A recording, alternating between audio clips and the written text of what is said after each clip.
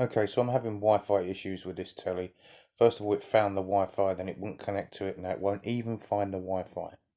But this solves it 100%. I was a bit dubious when I see a video on this, but I've tried it, I'm doing it in front of you, and it works.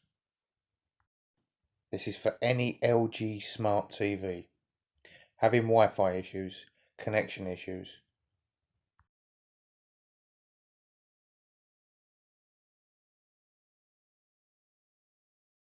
It was just 3 screws standing between me and the fix, so I had to give it a go.